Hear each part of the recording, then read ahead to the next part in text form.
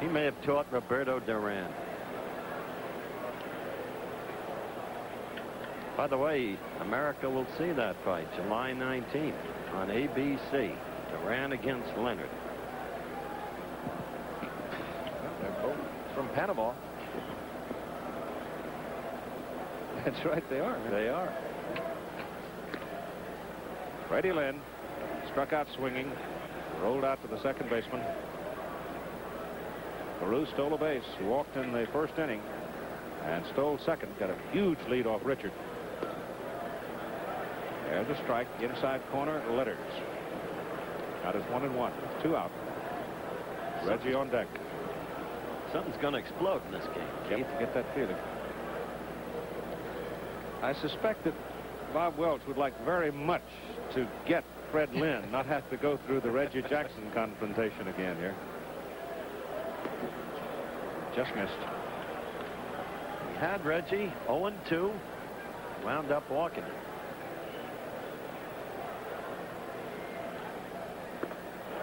Big swing.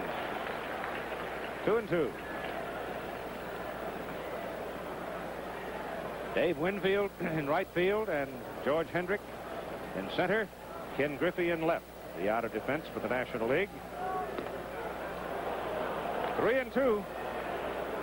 Crowd starting to buzz now. They can see Big 44 out in the on-deck circle.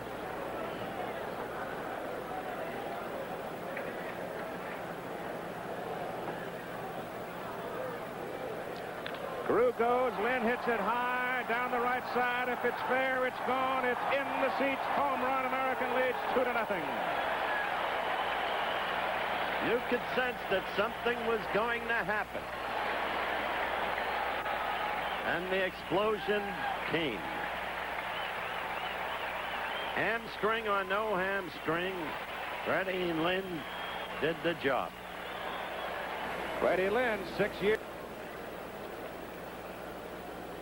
I don't think you can make enough, Don, about the conditions, the twilight. Over the years, very low-scoring games. You're never going to see a slugfest when you play this time of day in L.A., and tonight running true to form. Well, that's very true, Al, and I think number 2, as I said at the top of the show, is that good pitching will stop good hitting, and that's what we've seen so far here tonight.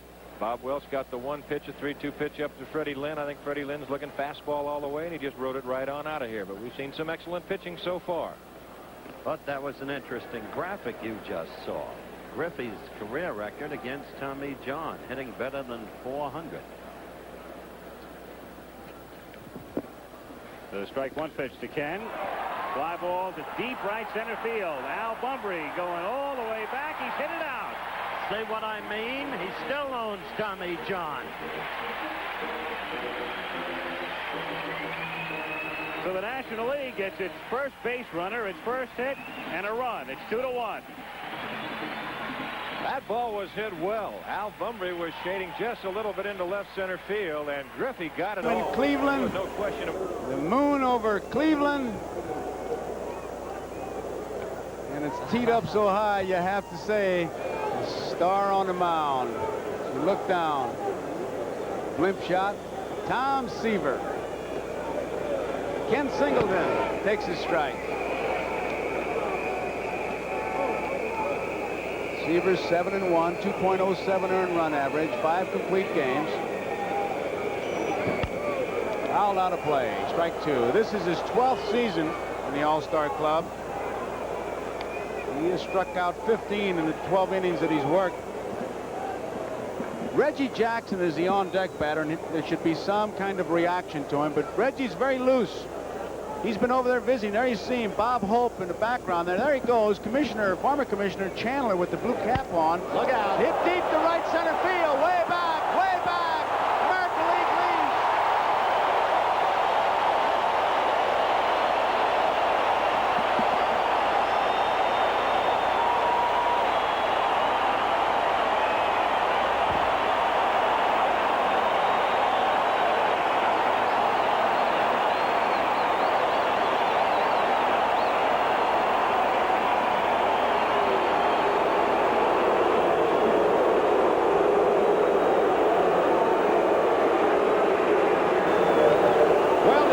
Blimp Enterprise is home base in Pompano Beach, Florida, but tonight Captain Mike Fitzpatrick is giving us those great shots like that one as he hovers over the All-Star game here in Cleveland, and it looks like a capacity crowd. And so far it's 1-0 the American League after 4. The game originally scheduled, there is Dwight Evans, who stays in the ball game. He walked pinch hitting. New pitcher for the American League, Ken Forsch, getting the signal straight with Carlton Fisk. You know that guy. You batted against him. I did too. And what he's doing, Warren Spahn, is taking some bench jockeying, indicating don't be getting on me about my nose as he motioned with his elbow. Now he's a pitching coach, isn't he, for the Angels in the minor leagues? Angels farm system, that's right, Warren Spahn. So Ken Forsch against Gary Carter. Forsch allowed 2 earned runs in his last 27 innings pitched. Well hit, deep to left field, Singleton going back. We are tied.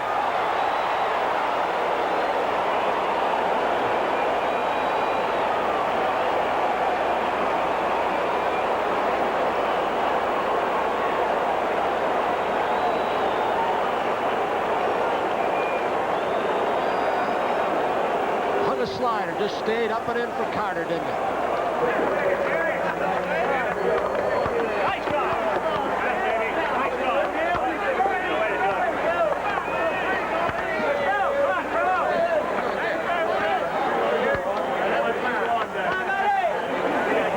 This point. But there are some, there could be some problems with the split schedule season. Could be. Curveball is high, and it's ball 1.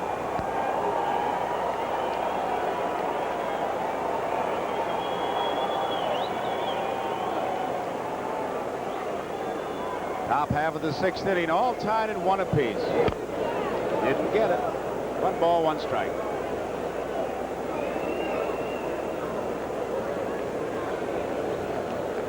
Reggie Jackson, Tom Pashori, the American League bench. A good crowd on hand.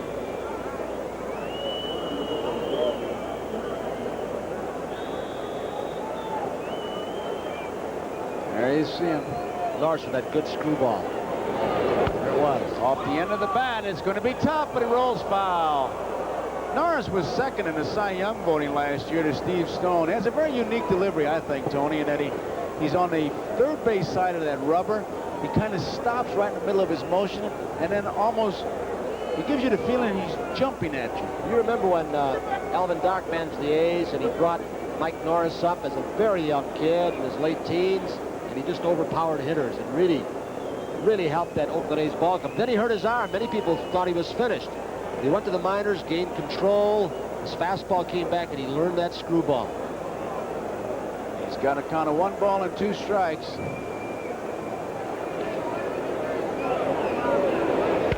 Well hit, deep to right center field, way back, home run, National League leads.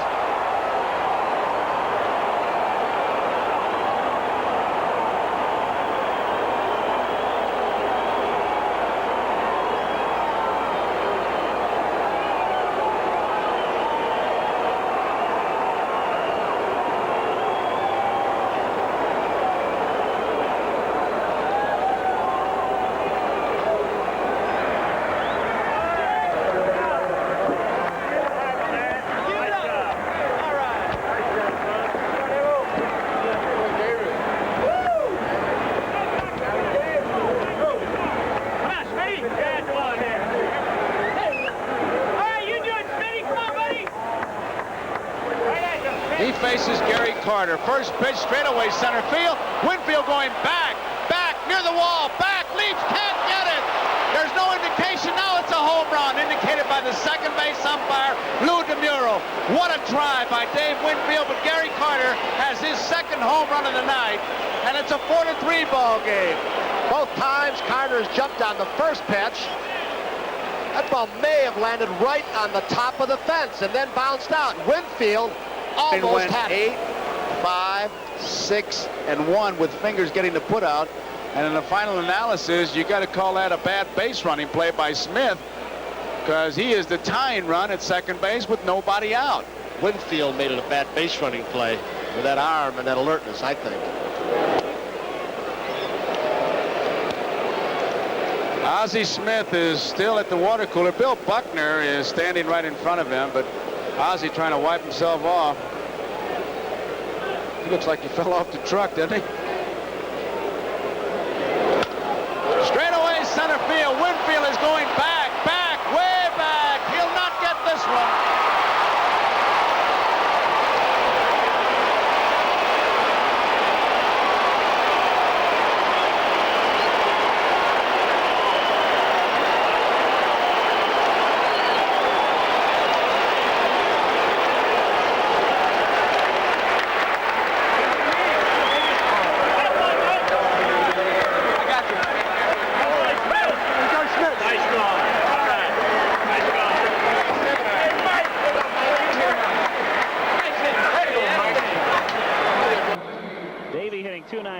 This year with a home run and 34 runs batted in one of the few bright spots in a dismal season for Cincinnati. A season that Reds fans haven't experienced, I don't know, since Doubleday was around. I suppose it seems that long. Well, they've lost a lot of RBIs over there. Concepcion wrapping it foul off to the right. 0-1 the count. There's Yaz. You're right about the lost RBIs, but that's a little deceptive. It was time for Cincinnati to rebuild, but they were counting on two of the elder statesmen, Seaver and Bench, and it's their failure to come through that's caused the dismal nature of their current record.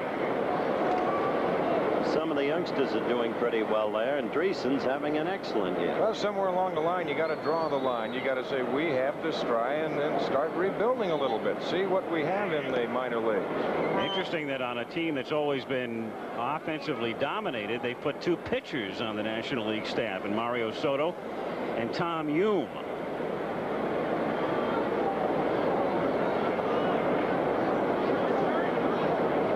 They pitch out, nothing happening. 1-1.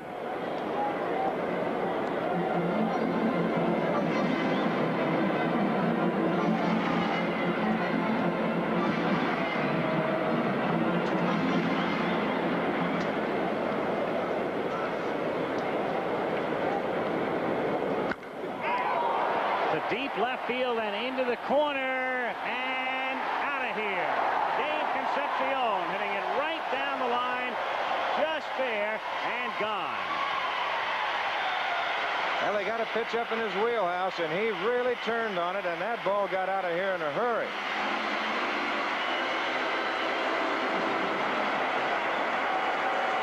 A man who always had a marvelous glove as a rookie. They knew about his earned run average is close to the record. It's 1.7. And the lowest for a left-hander in the modern era from 1920 to date, the great Carl Hubble, was 1.6. So he's something. And so is Jim Rice and George Brett and Ted Simmons. Rice was aboard what looked like a double play ball kicked by Mike Schmidt in the first inning. And he popped it foul out of play, 0-1. They weren't going to wait. First pitch by Hammaker. He went to work on it. There's no sense trying to get a base on balls. Rice doesn't mess around anyway, as you see Monty Irvin. Another great name out of the past. Rice is a killer on the road. 15 of his 22 home runs have been hit on the road. He has a mere .631 slugging percentage when he has a suitcase in his hand. Jim Rice, 0-2. 1-2. There was the classic example of the ball player not shoring up the umpire. He didn't like that second call strike, but he kept looking towards center field and made his speech. You can stay in a lot of games that way. And he probably hammers it to left. Raines goes back. It's gone. Home run on the road for Jim Rice.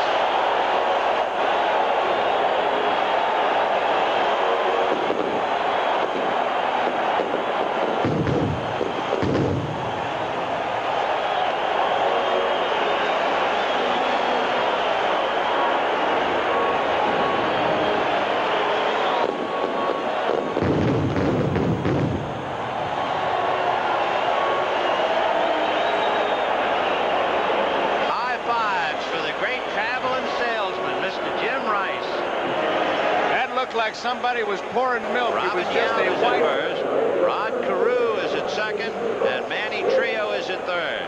Freddie Lynn walked and struck out.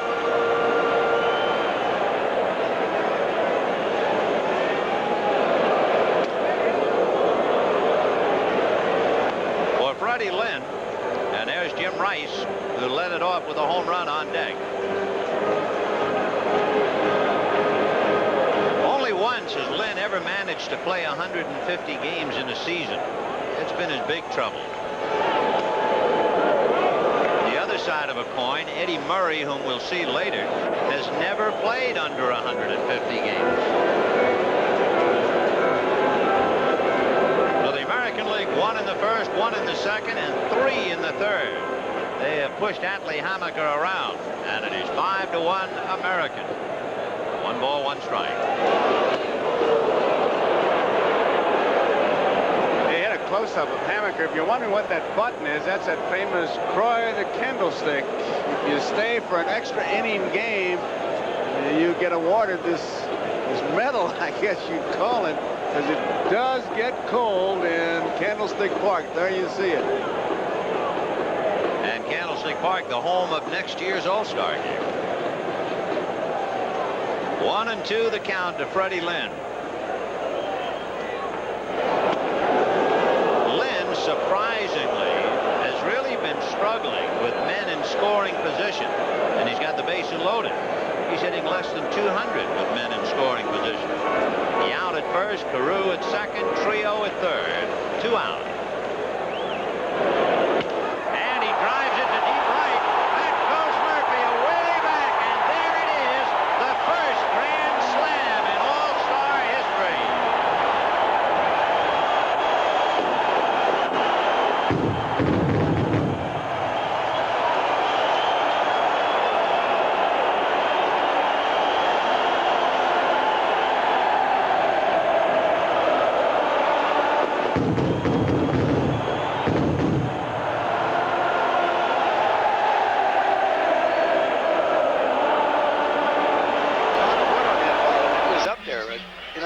Park without any wind. Those aren't easy to catch.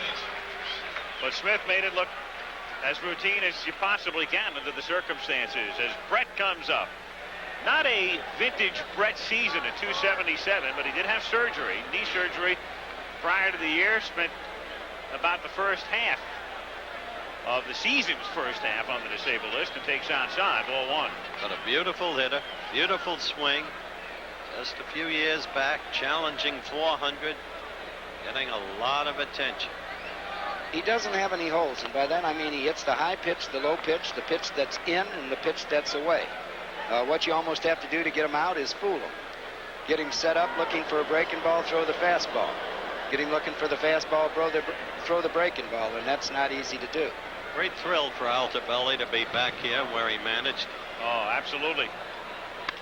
Brett hits it high in the air to deep center field. Murphy goes back and brings it out.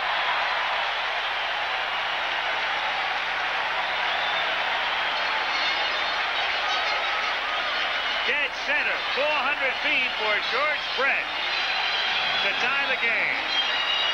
And neither wind, nor hail, nor sleet, nor snow, nor dark of night would have Throwing stopped in the that bullpen. ball.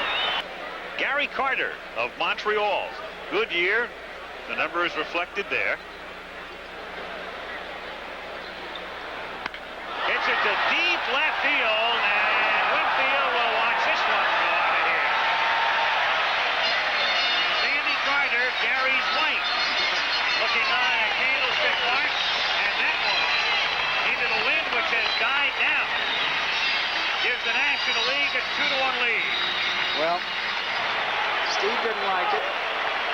Give him, He if got it a ends this slider. way, the MVP, Earl. Do you agree? Yes, I do. I have to agree with that. His speech in English, too, was outstanding at the It was. crunch. Oh, the big goose. The old goose is warming up. Terrifies you with the look of him. 1-1 to Murphy is inside. 2-1 the count. Candlestick Garb. One thing about Gossage, the American leaguers have had a look at him when he was with the Yankees. Good point. But not in this ballpark, Earl. No. On a night like tonight, you don't want to face the goose. Still a lot of daylight. I'm just saying, it's starting to get a little chilly. 2-2. If you're going to face Gossage, it might as well be 85, 90 degrees. But you wouldn't believe me. You drive 30 miles south of here. You can go swimming right now. Well, what Al means Well, I convinced you. in weather like this, there's a lot of bees in the bats. In the air to deep left field. This one may be out of here, and Murphy's hit a home run. Boy, does he love this ballpark. It was so easy. He just reached out. So easy. And again, I say, every time I'm in the ballpark, this guy wears the ball out. Does use the right side of the field. One of those guys that Kurt Flood used to talk about, spray hitter with power. He is that. Sprays them over the fence. That's right. Well, you talked about the high fastball that Gooden's been throwing, and there is really not too many better high fastball hitters than Dave Winfield, especially fastball. Just throw it up there straight, and he's going to have a home run swing, and that was one of them. If ever there's a chance to pitch around somebody, this is it. All-Star game, number 8 hitter in first base open. Chopper foul, and the count 0-1. That's an intelligent move right there by Lou Whitaker. He knows with Roger Clemens on deck that he might see a breaking ball, no doubt. And you saw an excellent curveball from Gooden. He's looking for that pitch. Now, the problem is that Gooden's curveball is as good as his fastball. Whitfield at second with 2 down, and the 0-1 to Whitaker is a fastball foul back. 0-2 on the Tigers' second baseman, who's making his 3rd All-Star start in a row. Hit 21 homers last year, and you might recall in Minnesota last year, he forgot to bring his uniform, left it in the trunk of his car. They had to buy one at a souvenir stand, and with a marking pencil, mark in his number, number 1. As Whitaker hits it high in the air to deep right field, and Strawberry looks up. This one is gone.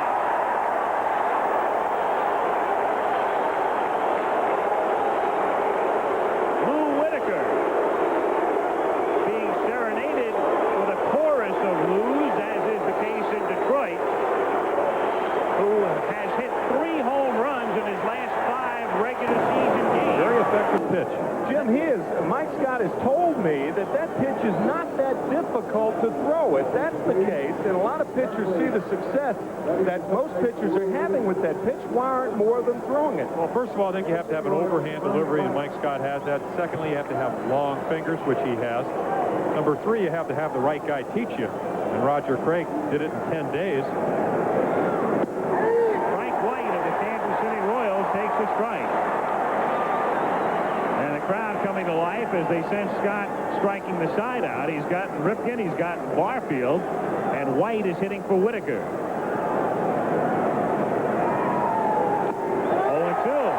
In a way, it's reminiscent of the game a couple of years ago in San Francisco with all the strikeouts. I think a major difference, that was a twilight game. You expect that. You can see a little bit better here in the dome.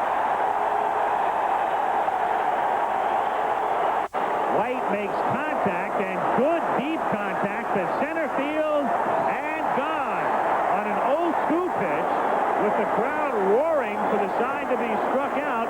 Frank White hits one out, and the American League leads 3-0.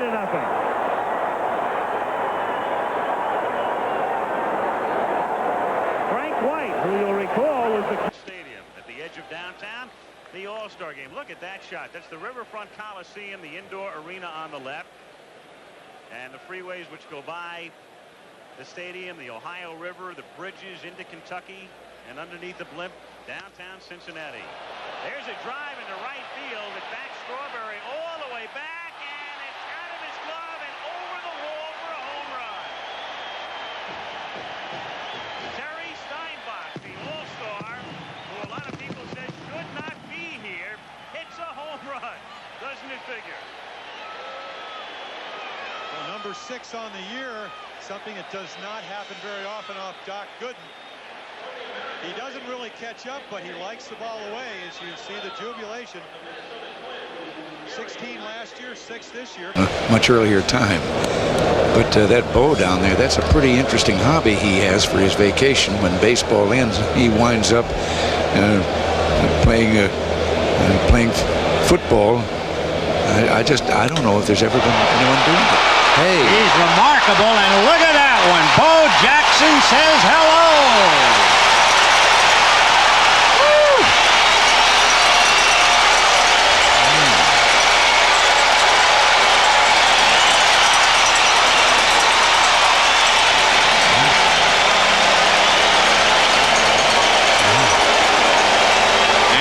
Russell is greeted on the first pitch to Bo Jackson. He almost hit it out of state. Now, you know, that's going to set it up pretty interesting for him. You could have taken a trip to Washington, I think. High fives in the dugout. It is 2-1 National League. Interestingly enough, on the home run, the last 4 home runs in all-star games have all been hit by the American League, and boy, that thing was really crushed. You were talking earlier about how baseball makes you feel young. Rick Russell, the pitcher, is 40 years old. He is almost the oldest pitcher to ever start in a National League game with the American League. Warren Spahn was about a month older, so he's a remarkable story. Yeah, he's 6'3" and he weighs what is it, 240 pounds, and he's got 12 wins and a former Cub. A former Cub. Yes. Does it feel a great deal different sitting here doing a television game as opposed to the days of recreating? It is different. I can't get quite used to this. Hey, that looks like it's going there too. Eric Davis to the track. There it is. Gone.